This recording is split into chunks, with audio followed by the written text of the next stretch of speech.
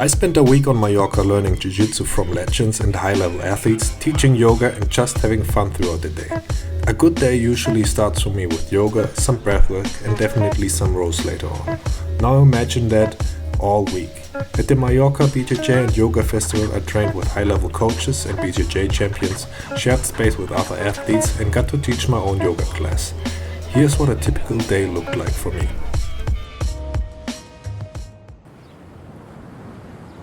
I usually start my day here really early while it's still dark outside. I get up so early so I can take part in the first class of the day, a sunrise cacao meditation.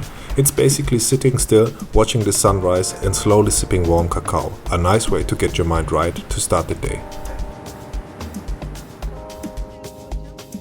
After the cacao meditation we went straight into yoga. At this point the sun is already up and shines warm light onto your skin while you flow through your yoga practice. In my opinion, this is the perfect way to start the day. Since I usually spend a lot of time teaching, it is actually always really nice to just take part in the yoga classes as a student from time to time.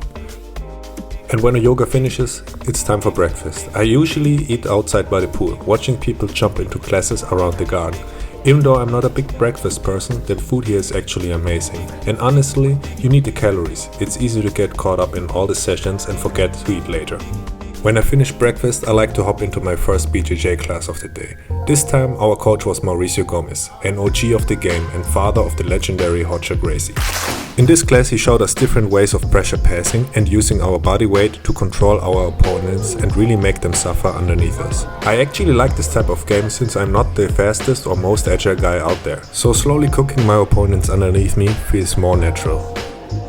And when coaches like him demo on you, you feel the difference. There's so much happening that you can't really see. Small adjustments, hidden pressure. It might not look like much, but Mauricio squeezed the life out of me here. I know it's hard for a lot of us, but taking breaks between classes is essential. Grab a good book, chill by the pool or hit the ice bath. It really helps with recovery over the week. And if you need a mental break from all the jiu-jitsu, you can always join a dance class or something fun like that. Just reset a bit before the next row. The open mats here are fun too. There are multiple sessions every day and it's a really cool training environment. You get to roll with people from all over the world, all kinds of levels and styles. What I really enjoy is that everyone's here for a vacation and good vibes. Nobody's trying to take your head off. It's playful, respectful and just about enjoying the rows. That's something I really appreciate about the BJJ community. After some fun rows on the open mat, I jumped into a class with Shanji Ribeiro. He broke down guard retention and distance management.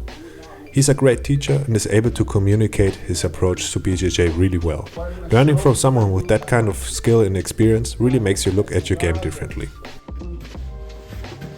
I always look for that battle position.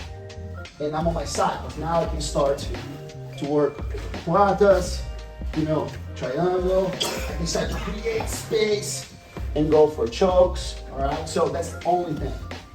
So everything that I'm gonna build up to here is to be able to basically gas pedal on the hip. Everything that I'm gonna do defensively is to get to this point here. It could be foot on the hip, or it could be basically closing the guard. When I say put the frame, is my forearm. Frame, forearm, okay?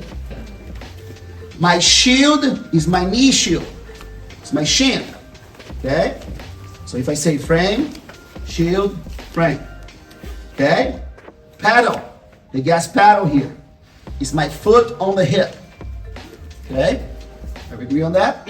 So, come in, shield, frame, elegant means elongate your body, it's just a command, paddle.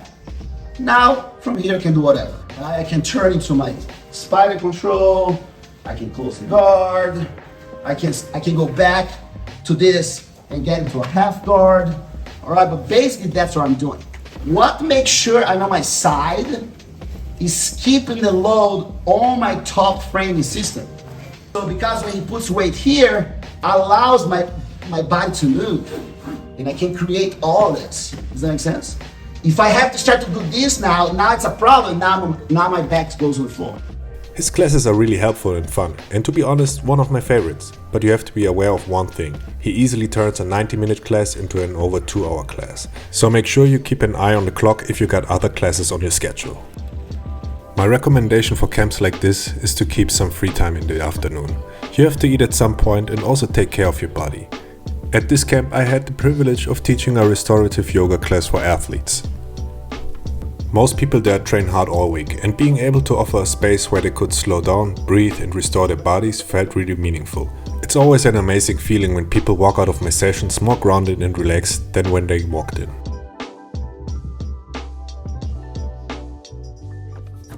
My final class for the day was on leg locks with Giancarlo Bodoni.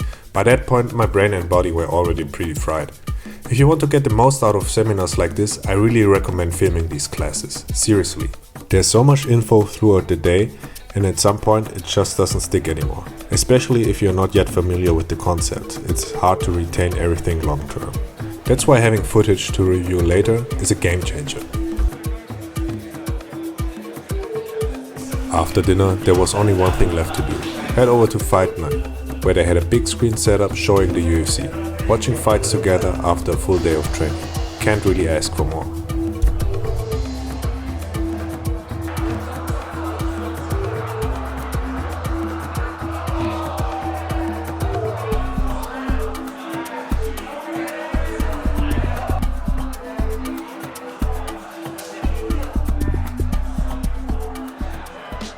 I enjoy this event so much because of the variety and options you have throughout the week. You got beginners classes, classes for women, gi classes, no gi classes. So much to choose from. You won't get bored. There's so much to do, but if you feel like doing nothing and taking time by yourself, you can do that. Jiu-Jitsu is all around the festival, and the other activities give a nice touch to the event. It's rare to find a place where you can push yourself and slow down at the same time. This week gave me exactly that. Hard training, time to breathe and space to just enjoy the movement. The energy here is special. You learn from amazing coaches, meet people from all over the world and still have the freedom to do your own thing. If you're into Jiu-Jitsu, yoga or just being active in a chill environment, this camp is definitely worth checking out. What makes this event really special to me as well is the community. Everyone is here to train, but also to support each other, share tips and just have a good time. You quickly realize it's not just about BJJ or yoga, but about connecting with people who love the same things.